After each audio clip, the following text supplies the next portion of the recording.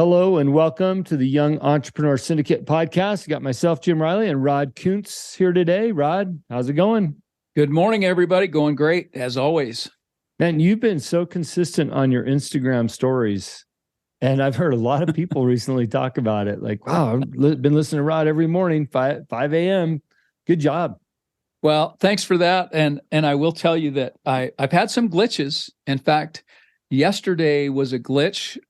My video, I think I went to just move my camera and it cut off. And I had text messages and direct message DMs, and everyone said, hey, what happened? Your video's incomplete. And I let it go. It's like, and this is a good lesson for everyone. It doesn't have to be perfect. I didn't even go back and redo it. I kind of redid it today in a fashion, but it wasn't the same.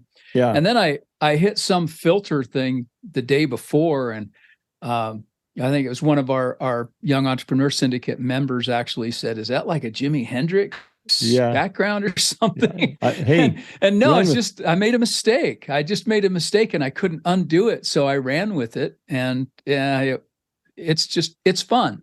You develop a new habit, and it's kind of my own thing. I've actually had some other people, just random people that I didn't even know, followed me, mentioned me. Hey, I've been seeing your stuff come up on my feed, and really like that. And that's just, it's kind of nice to know that you're making a positive impact. Yeah, so, I think it's awesome. Thanks for the compliment. I'm having fun. Well, the content is good, but really the compliment too is the consistency. Most people cannot consistently do anything, me included. But when your heart's in it and you're passionate about it and you're giving people value, I think that helps.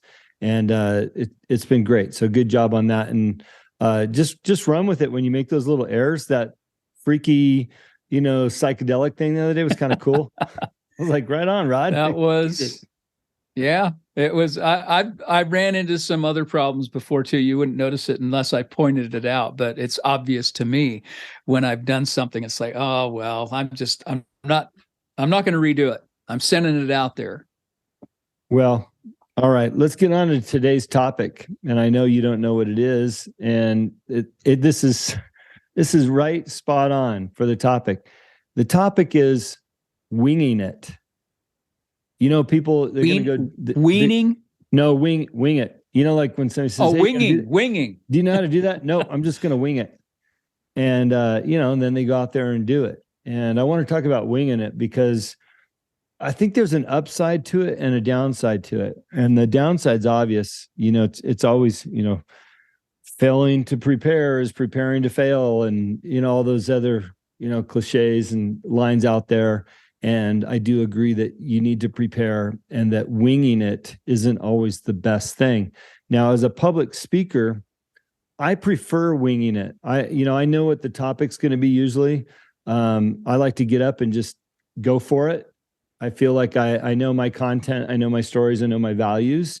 And in Toastmasters, I do really well with the table topics because you have to get up and wing it. Matter of fact, I've won a whole bunch of awards from that. But if Toastmasters asked me to give a prepared 7-minute speech with an intro, a body, and a close, following their guidelines, it'd be really hard for me. And I would have to prepare to do that. And I couldn't just wing it. So I want to talk about winging it. Rod, how does that resonate with you? I love it. I'm a wingman. Well, I make you wing it every week. You do. You make me wing it every week. And, that's part of just being ready for anything, right? And the answer is yes, right? We say yes. And that doesn't always give you time to prepare. It just means, yes, I'll do it and figure it out as I go. But we're all smart enough, and we've got enough of a background that we can, even when we wing it, we're not going in absolutely ignorant and cold. Yeah. All of us have enough life experience or educational experience or business experience or people experience to be able to adapt to any situation. You just have to keep our eyes open, pay attention to detail, watch what other people are doing, and figure it out. So it's not like we go in completely blind.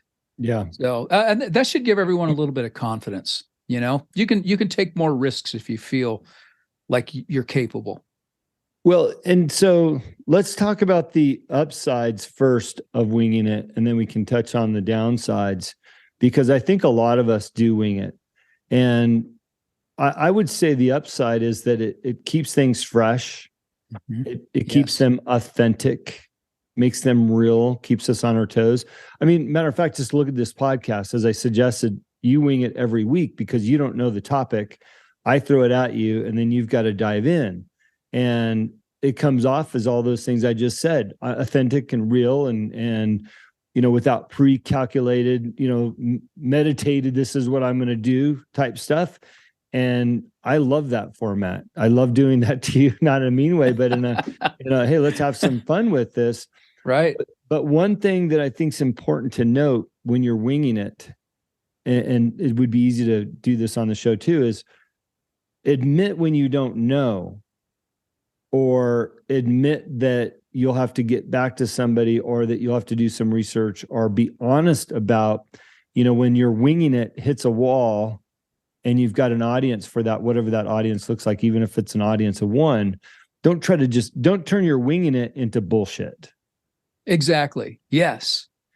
Boy, that could be on a poster. They probably wouldn't let it go up in public schools or even private schools. I don't know. They probably would. I mean, stuff they let in there now. Everybody knows when you're blowing smoke. Yeah. Except the person blowing smoke. They somehow are self-deluded enough to think that they're going to pull it off. Mm-hmm. And I've been guilty of that, where it's like, you stammer through, and if you say something, I don't know, and sometimes you just forget what you're saying because you're in the bullshit land. You're up to your knees. Yeah. And once you're up to your knees, believe me, it's already over your ears. So just don't go there. Don't go there. I just interviewed Chance Mormon. He's 22-year-old, two-time world champion bullfighter. Fighter, not rider, fighter. And I said, Chance, what's your workout look like? And he goes, well, I when I was in college, I missed out on sports because he was focused on getting his AA. And he says, so I didn't get to see how the football players work out, but yeah, I just figure I work out like they do, or what I think they work out like. And that's what my routine is. I appreciate that answer so much, because he wasn't trying to bullshit me and make it seem like he's got this incredible workout that, only he does it and special and this and that. He's just like, I just do what I think that they'd be doing, and I'm like, okay, sounds good. Right. He wasn't bullshitting it. Now he's winging it. He's doing what he thinks is right, but he's not bullshitting. I got a lot of respect for that. Right. Well, you just reminded me, there was a gentleman back in my teen years, well, maybe early 20s, and he had long hair. And this was back when long hair was, we were considered long hairs, and I had long hair. We were like the hippies. We were coming out of that thing. Yeah. And in cowboy country, long hairs were looked down upon and were hippies. But there was this guy, and he was a bullfighter, and he was a young man, and he was magic to watch. I mean, he had a sense. He knew what the bull was going to do before they did it. He could rescue cowboys. That's what they do, right? They're lifesavers. They're like lifeguards on the beach. Yep. And they're lifeguards in the arena. And this old cowboy is, oh, you long hair, what can you? And this guy goes out there, and he's literally doing like handsprings off of the back of bulls while they're charging him and stuff. And it just like an acrobat.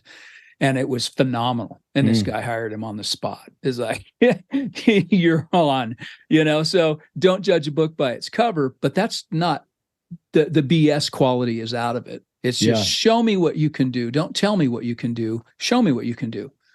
And maybe that's the cutting line. Right? I think this has stimulated a thought that the other part of winging it allows you to be flexible to do other things as they come up, because sometimes we can be so regimented in what we're doing that we overlook the opportunities that are right in front of us. We're looking at a document that says, okay, you've got to do 1, 2, 3, 4, 5. Don't veer away from this. And when the opportunities come by, you're so focused on 1 through 5 that, you don't get to take advantage of these things. So winging it has an opportunity and a value in looking beyond, what's right in front of your face. And I do like that aspect of it, because oftentimes those are the best opportunities. Well, that's so applicable, Jim, to so many different aspects of our life. Whether it's a financial opportunity, an investment opportunity, if somebody comes to you and says, hey, they've got a hot stock tip or something like that. And if you're not in a position to want to wing it, if you're the term for it is actually concrete sequential, right? Mm-hmm. It's a psychological terms, you're concrete sequential, you're locked into everything has to be solidified and on a foundation, and it has to go, like you said, 1, 2, 3. It has to be in sequence. And when you get locked into that sort of thing, you will miss opportunity. I promise you, you will be missing opportunity if you don't have some element of flexibility and wingability in it.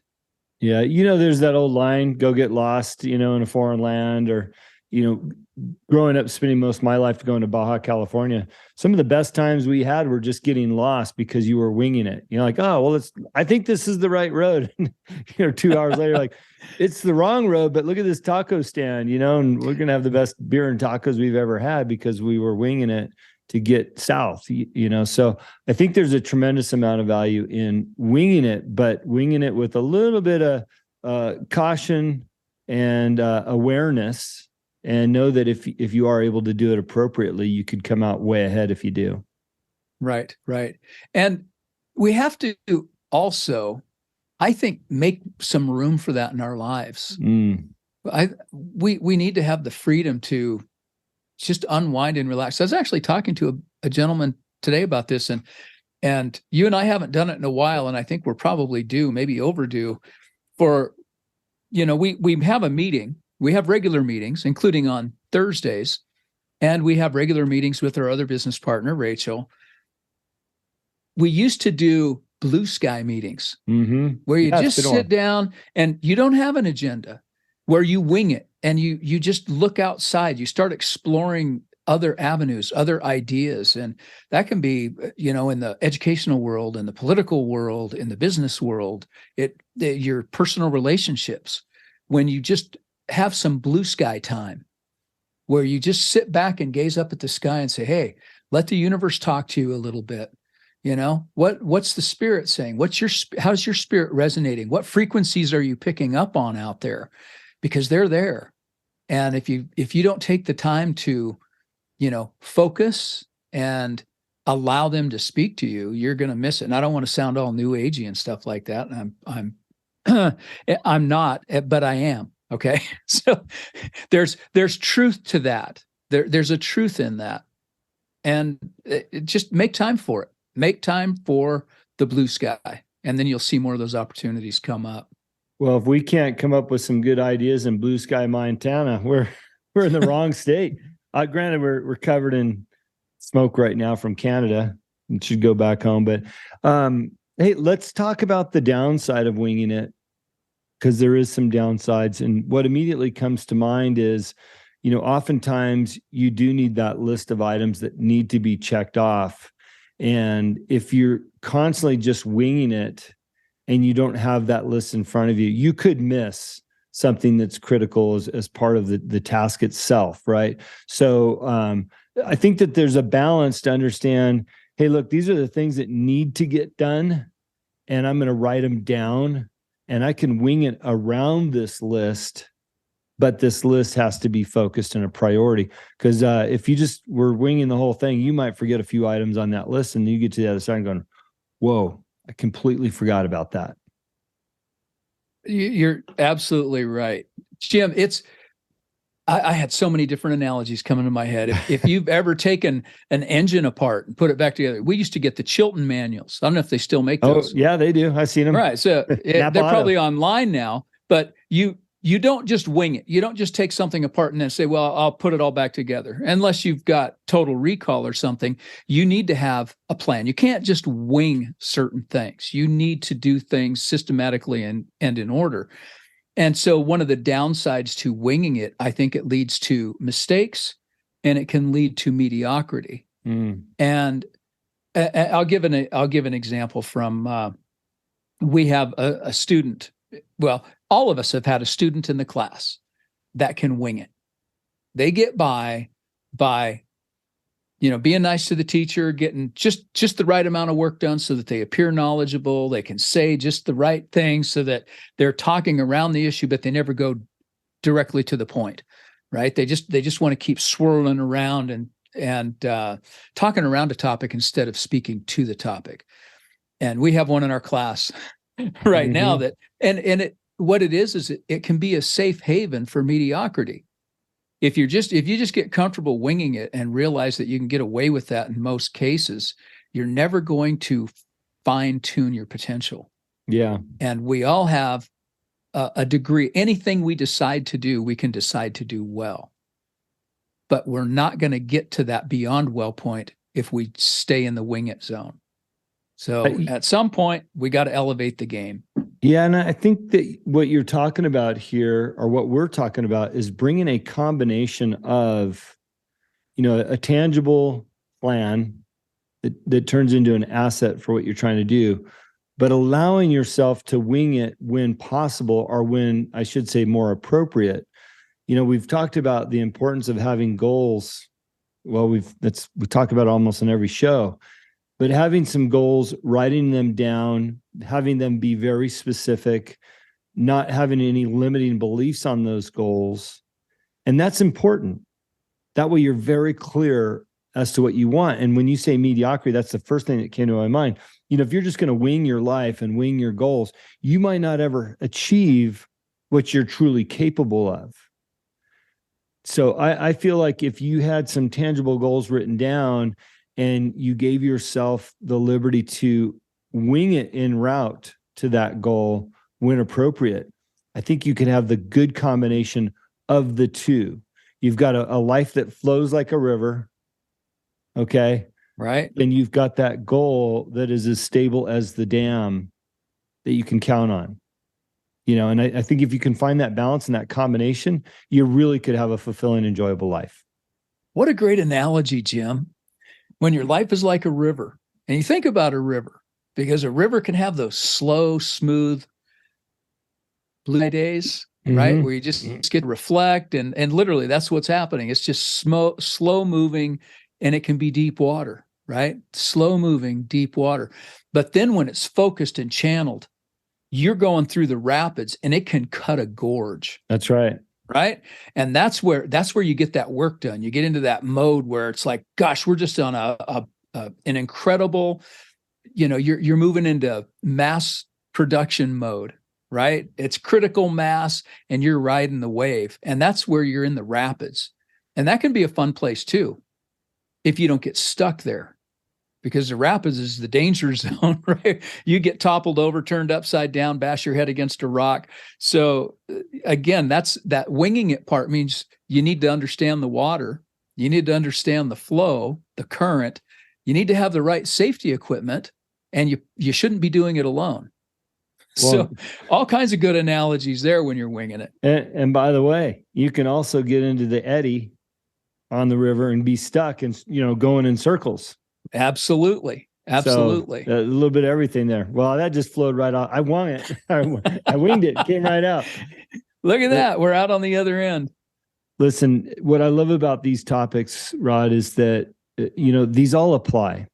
These are what we continue to talk about as being the soft skills of understanding business, human nature, your life, where things are going. And if you can identify these things and apply the knowledge to what you're doing, you're going to come out ahead. If you understand it's okay to wing it, but you should have some tangible goals and aspects of your life so you're just not winging it. Both are important, and your life can be very fulfilling. So let's wrap it up with that, because I think it's an important point. Do you want to make any last final thoughts here? I don't think so. It's just make time to do some things that are spontaneous. That if your relationship, if your business, if your life and again, with kids and everything, we usually are so structured. I'm just saying, make a little time for some spontaneity. Say, hey, we're not going to do what we usually do this Wednesday, this Sunday, this Thursday. Let's do something different, right? Just be spontaneous. Yeah, that's actually a good point. Hey, we want to give you permission. Rod is giving you permission, so am I, to be spontaneous. You know, if you turn the lights out every night at 8 p.m. and your kids are going, what a drag. Hey, spring is in the air, man. Turn the lights out at 9 or 10. Maybe take them outside for an evening stroll at that normal 8 p.m. bedtime. But it's okay to wing it, be spontaneous. If you feel like you're that person that just has such a regimented schedule, I'm especially talking to you, because once in a while, it's okay to get outside and be a little bit creative and enjoy something beyond the parameters that you set for yourself. So, Rod. And on that note, Jim, now we got to flip it and say, if you're that person who's been winging it this whole time, it's time to set some goals and write them down and stop just winging it. Find some focus. So dig in for those of you who need to dig in, and loosen up for those of you who need to loosen up. Perfect segue into, if you haven't checked out the youngentrepreneurs.syndicate.com, check it out. We'd love to have you. It's a coaching group.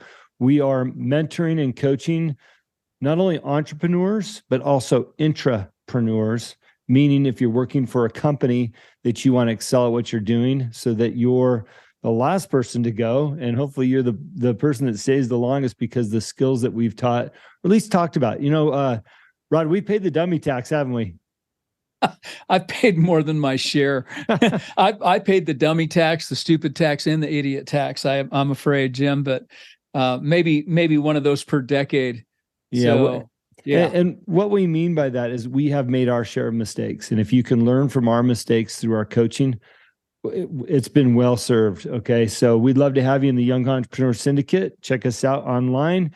Also, if you like this show, share it. Let people know about it. We do it every week. And I mix this in with my regular show, The Answer Is Yes podcast, where I interview people like Chance Mormon and many other great guests. So thanks for listening. Thanks for your questions. Would love to have some topics from you, because I'm going to wing some at Rod. Yeah, don't send them to me. Send them to Jim. That way I can still get caught off guard. Right on. All right, Rod. Talk to you next week. All right. Look forward to it.